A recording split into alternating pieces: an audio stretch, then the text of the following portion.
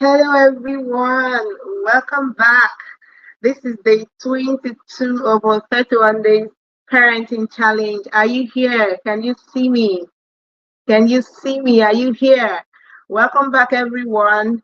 Welcome back to day 22. Okay, so if you can see me, if you can hear me, please let me see you. Let me be sure that you can see and hear me. All right, before we go on. All right, but what are we talking about today? What are we talking about today? What is your child's learning style? Do you know your child's learning style? A lot of times we know that children learn differently. No two kids are the same. Yes, that is very true.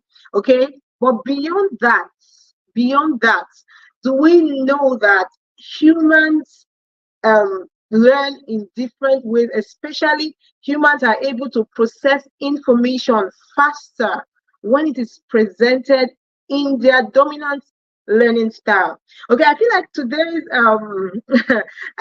today's challenge will benefit you, the parents, and the children. All right, because a lot of times we didn't know some of these things while we're growing up because we didn't have the opportunity to. Some persons did, and it really helped them. All right, it turned things around for them. So I believe we're still progressing, we're still growing, or there's still a lot more to achieve even as parents, so we can still make use of this information for our own selves.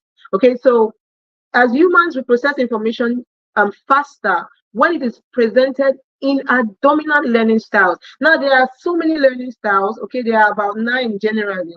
But today we're going to talk about the 4, or we're going to talk on the 4 dominant learning styles. Okay, learning styles. What are learning styles? Learning styles are the way we process, the way we absorb, the way we comprehend, or which other word do we use? The way we retain information.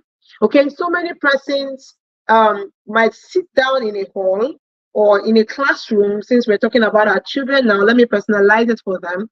So many children might be in a class, all right, but because they have different learning styles, they will not have, or they may not have the same level of comprehension, or they may not retain the information the teacher gives on the same level, especially because of the pattern that they are being taught. So yesterday, I'm very confident that you grabbed all that we discussed yesterday, all right? So that this will just be a walkover for us. All right, so many schools do not have that understanding of what learning style is. So they do not even absorb, they do not even incorporate it into their curriculum, into their teaching patterns. So most times it affects our children and our teenagers. This, like I said, this is something that affects us even as we grow up. So when you go to the university, it affects them. Then when they go to, when they finish their school, their working environment, it affects them. All right. So when a child is taught in their best learning style, they tend to understand better. They tend to retain the information better. They tend to process it better, making their life easier and more efficient.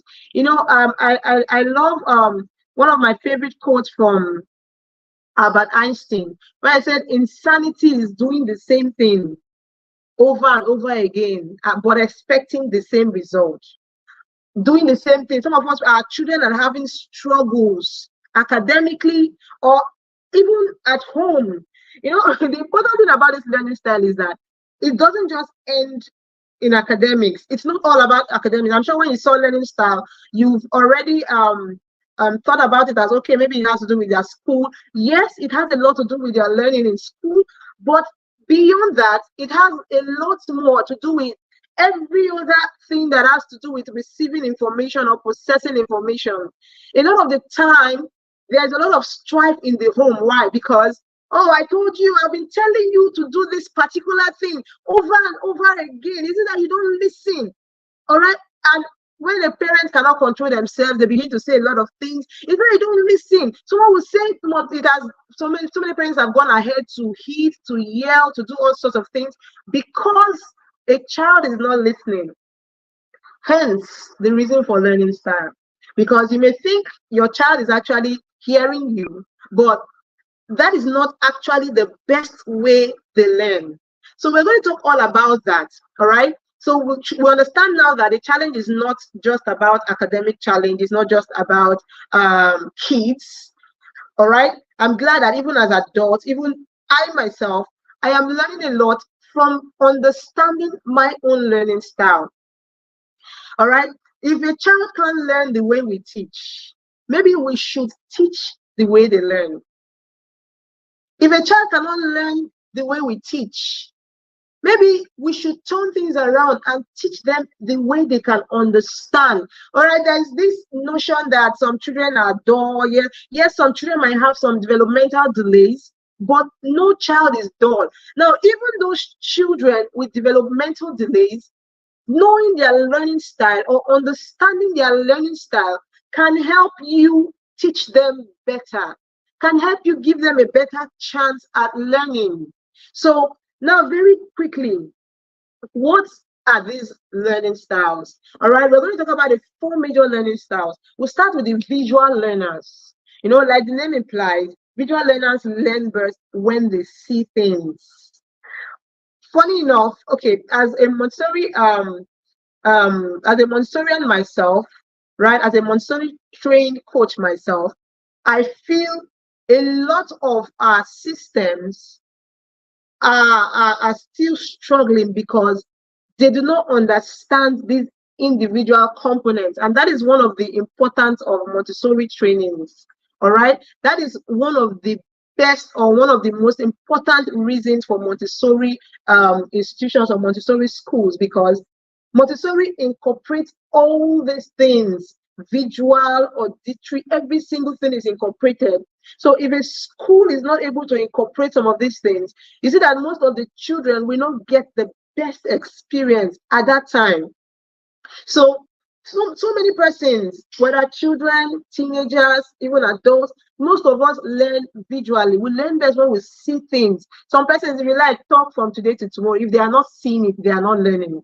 They are not understanding. So those kind of people, they need to think in picture, they need to think in diagrams, in graphs, in charts, in detailed notes, right?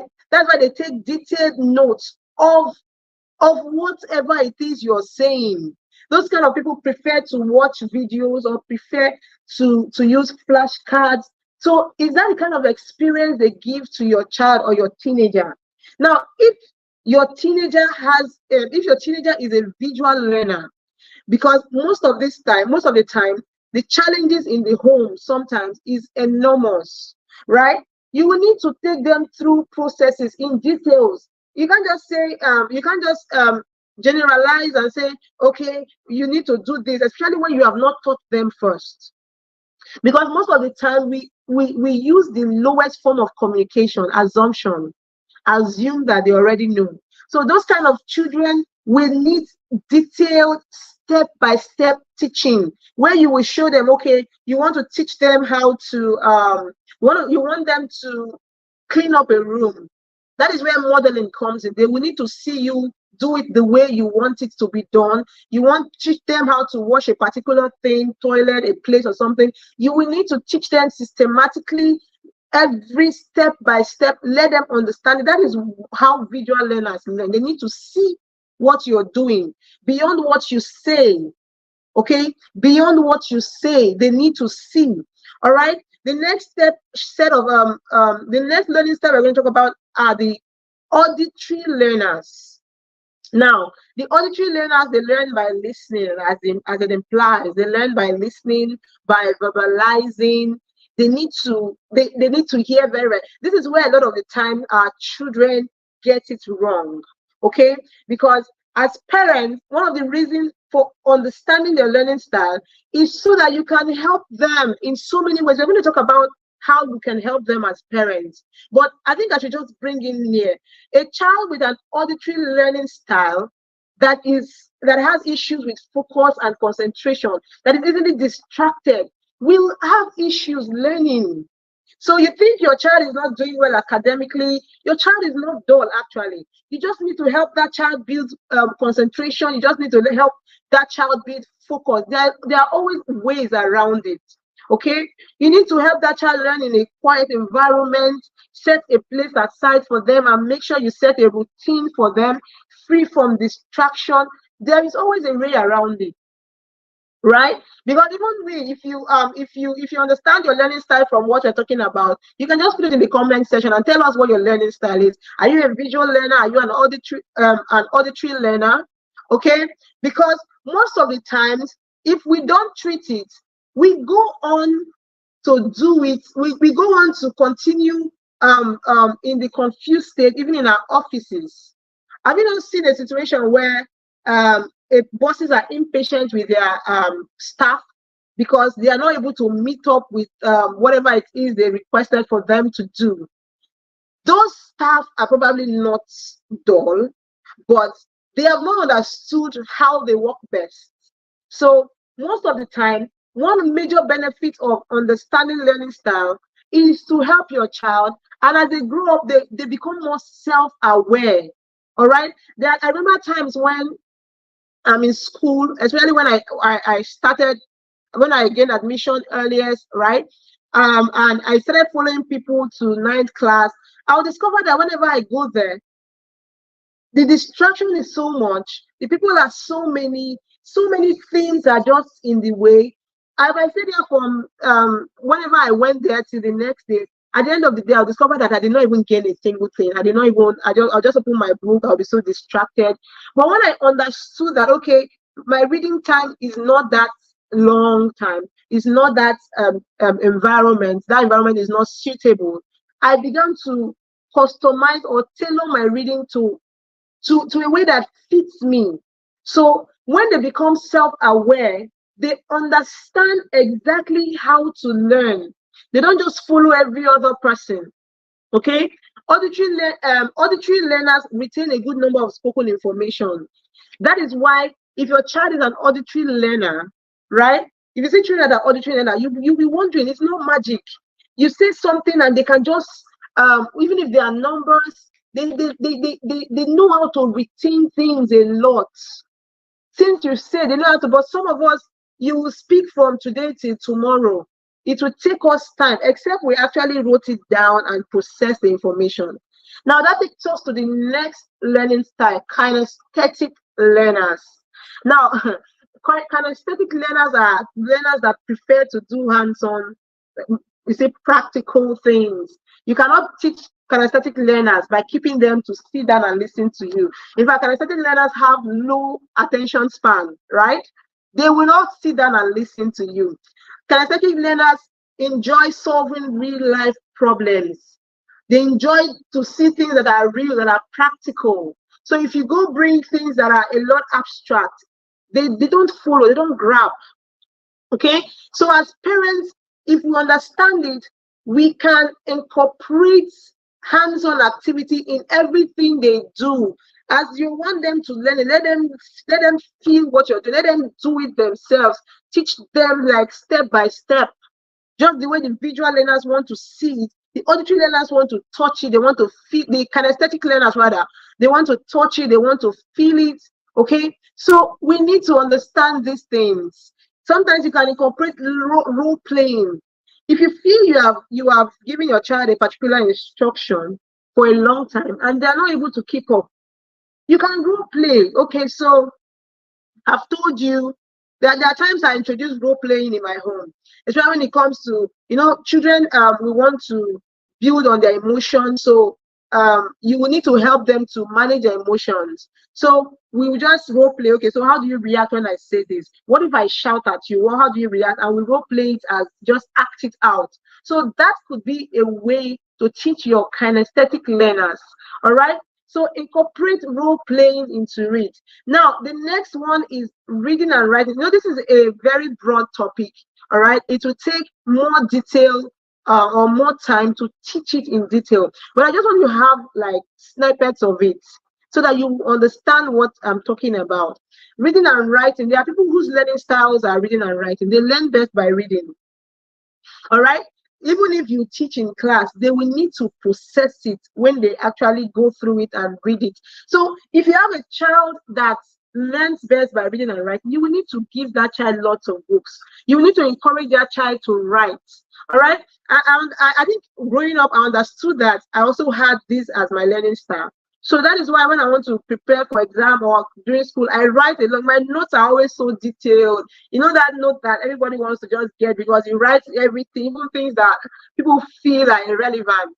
Okay, when you see a kinesthetic learner's notes, you will know that this person is not patient. This person is not detailed because they just write briefly, short points. But the reading and those with the reading and writing learning style, they take their time to write it in details. Now, that child, you will need to help them organize their thoughts. If you understand that, that is how. Now, how do you understand? You have to observe, observe, observe, observe, observe, because a lot of them may not even know how they learn or how they learn best. So you need to understand. You need to observe them and help them organize their thoughts. Help them to encourage them to take plenty notes in class, so that when you come back, at least you have an idea of what exactly you want to teach them. You have an idea. I'm seeing your comments. Someone say me shorthand. Yes, a lot of persons are like that. So those people are kinesthetic learners. Now the problem is so many school owners or teachers do not know these things.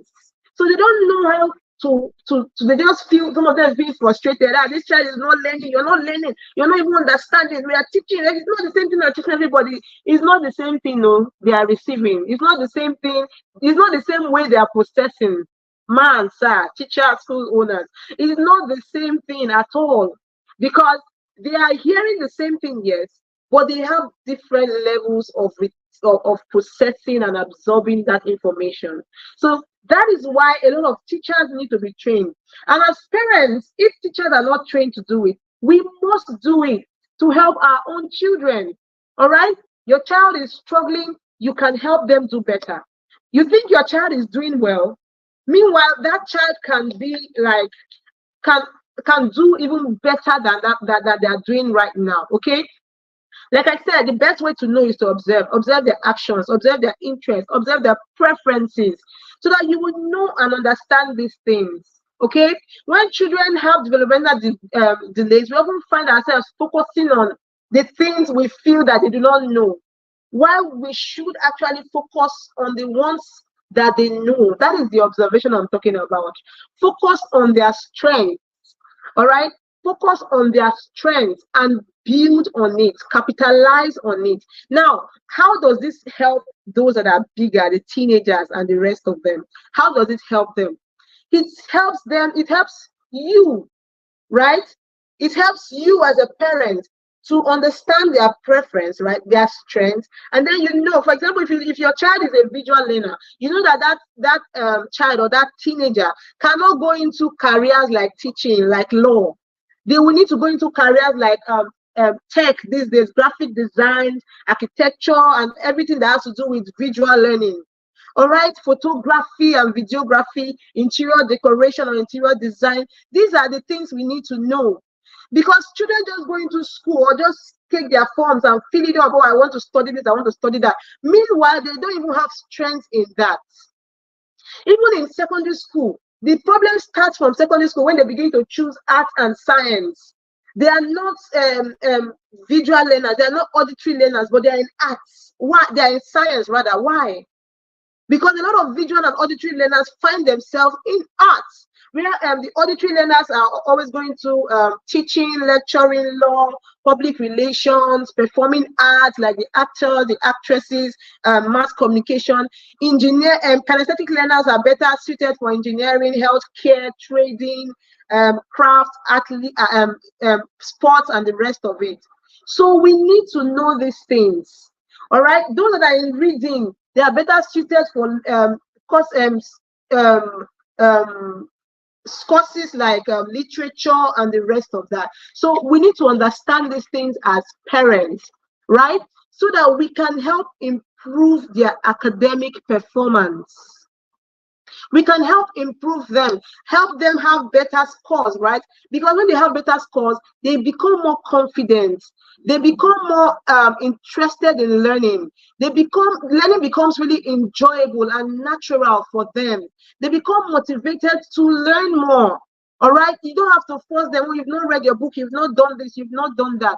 They become more self-aware and independent, even as they grow up, as they go away from the home to schools. They know exactly what they need to do. They know exactly how they need to learn, how they need to read to become tops in class. All right.